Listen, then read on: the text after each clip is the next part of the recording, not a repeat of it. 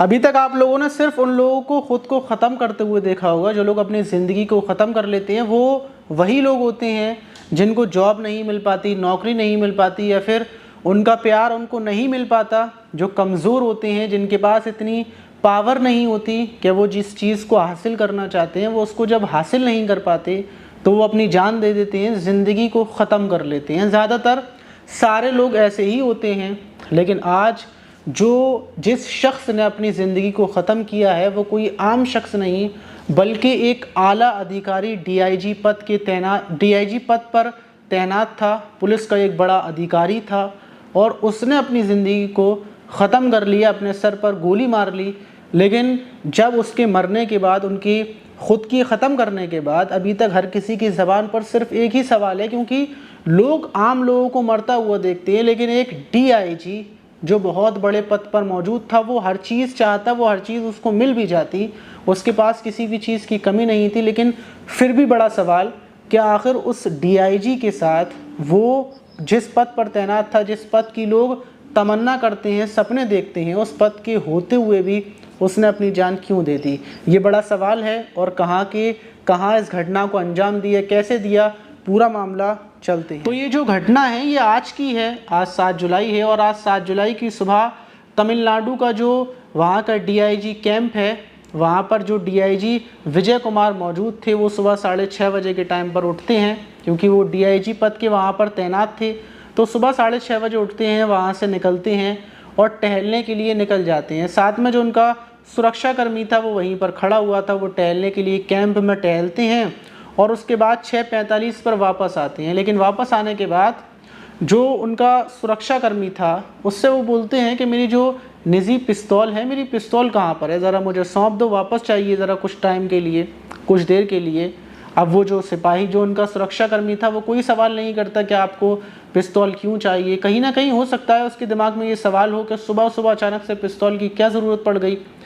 लेकिन वो थोड़ी देर के बाद वो पिस्तौल उनकी लेकर आता है और जो विजय कुमार हैं उनके हाथ में वो पिस्तौल सौंप देता है। वो पिस्तौल को लेकर कैंप ऑफिस से बाहर की तरफ आते हैं और टहलने के लिए थोड़ी दूर वापस चले जाते हैं। कुछ ही देर गुजरी थी, लगभग 10 से 5 मिनट गुजरे थे कि अचानक से गोली चलने की आवाज़ आती है। गोली चलने की आवाज़ पर जितने भी कैंप के अंदर पुलिसकर्मी थे वो फ़ौरन मौके पर जहाँ से आवाज़ आई थी उधर उस साइड की तरफ दौड़ते हैं। किसी को ये नहीं पता था कि आखिर गोली किसी के ऊपर मारी गई है या फिर गोली गलती से चली है, क्योंकि पुलिस कैंप के अंदर गोली चलना बहुत बड़ी बात है, और वो भी डीआईजी कैंप में।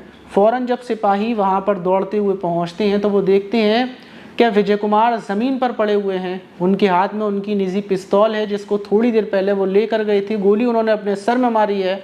फ़ौरन जो सिपाही थे वो आला अधिकारियों को सूचना देते हैं, और ये सूचना पाते ही मानो तमिलनाडु में ही नहीं बल्कि पूरे देश के अंदर एक सवाल हर किसी की ज़ुबान पर आ जाता है कि डीआईजी विजय कुमार ने ख़ुद को गोली क्यों मार ली, वो भी डीआईजी होते हुए, जो दूसरों का एक सपना थे, जो लोग उनको देखते हैं क्या हम भी डीआईजी बनेंगे, और डीआईजी होने के बाद, इतनी पावर होने के बाद भला ऐसी वजह क्या हुई।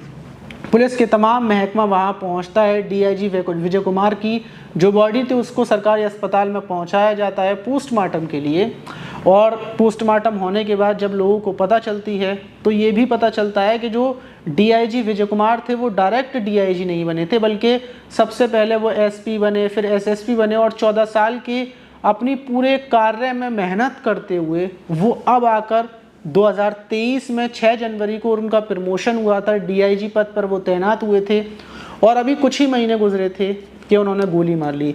पुलिस छानबीन पुलिस अभी बराबर छानबीन में लगी हुई है कि आखिर वजह क्या है। लेकिन जो सूत्र हैं, जो वहाँ के लोग हैं और जो उनके साथी थे, उन्होंने ये बताया कि विजय कुमार ने कुछ टाइम पहले बताया था कि मैं रात में सो नहीं पाता, पूरी रात जागता रहता हूँ। अपने साथियों को ये बात उन्होंने बताई थी कि मुझे पूरी रात नींद नहीं आती, मैं बहुत ज़्यादा परेशान हूँ।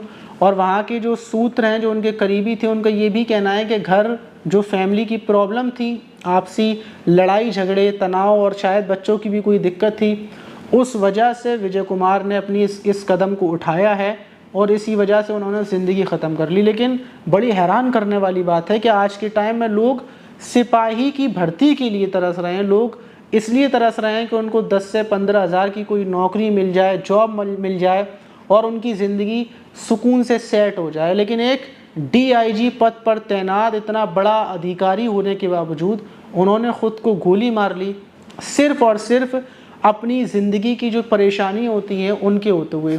तो इसीलिए ये घटना ये भी हमें बताती है कि आपकी ज़िंदगी में चाहे बहुत कम पैसा हो या आप थोड़ा बहुत खाते हो, लेकिन अगर आपकी ज़िंदगी में आपके परिवार के साथ खुशहाली है, आप बीमार नहीं हैं, आप बिल्कुल सेहतमंद हैं, तो ये ऊपर वाले की बहुत बड़ी मेहरबानी है। बहुत बड़ी, करोड़ों रुपए में भी आपको वो चीज़ नहीं मिल सकती, वो खुशी नहीं मिल सकती, वो सुकून नहीं मिल सकता जो एक गरीब के पास होता है, जो नॉर्मल इंसान के पास होता है। तो इसीलिए पैसे के पीछे, बड़ी नौकरियों के पीछे इस चीज़ के लालच में ना रहें। जो भी आपके पास है उसमें खुश रहें, क्योंकि जो चीज़ें हमें देखने में अच्छी लगती हैं, आपने देखा होगा बड़े बड़े सेलिब्रिटीज़ जो अपनी जान दे देते हैं, लेकिन अब पुलिस के बड़े अधिकारियों में ये दूसरा ऐसा मामला है जो उन्होंने अपनी जान दी। इससे पहले भी एक मामला ऐसे ही हुआ था, जो ऑफिस में बैठे बैठे एक SHO थे शायद या फिर कुछ और थे, उन्होंने ख़ुद को गोली मार ली थी। तो ऐसी घटनाएं हो रही हैं। ये सिर्फ यही बताती हैं कि ज़िंदगी में सुकून बहुत बड़ी चीज़ है। आपके पास पैसा हो, आप बड़े यूट्यूबर हो, कुछ भी हो, लेकिन अगर आपकी ज़िंदगी में सुकून है, खुशियाँ हैं, तो वो सब कुछ हो सकता है। और अगर आपकी ज़िंदगी में परेशानी है तो आप ज़िंदगी को ख़त्म ना करें, आप उनका सामना करें। उन मुसीबतों का सामना करने के बाद ही वो ख़त्म होती हैं। अपने दोस्तों को बताएं, करीबी लोगों को बताएं। ये घटना बहुत ज़्यादा दुख पहुंचाने वाली है और एक पुलिस प्रशासन के एक अच्छे DIG उनके जाने पर हमें बहुत ज़्यादा दुख भी है। और ये वीडियो बनाने का मकसद हमारा यही था कि अगर आप परेशान हैं, प्रॉब्लम में हैं, तो उसका सामना करें। इन चीज़ों में कुछ भी नहीं रखा। गलत फ़ैसले करने पर ज़िंदगी ख़त्म हो जाती है और कोई गारंटी भी नहीं है कि आप इस ज़िंदगी को ख़त्म करेंगे और मरने के बाद कि आपको मुसीबतों का और परेशानियों का सामना ना करना पड़ेगा। तो इसीलिए ऐसे कदम ना उठाएं, ज़िंदगी में सामना करें। अच्छे वक्त, बुरा वक्त आता है, लेकिन कुछ टाइम के बाद वो ख़त्म भी हो जाता है। आप इस घटना पर क्या बोलेंगे, कमेंट बॉक्स में ज़रूर बताइएगा।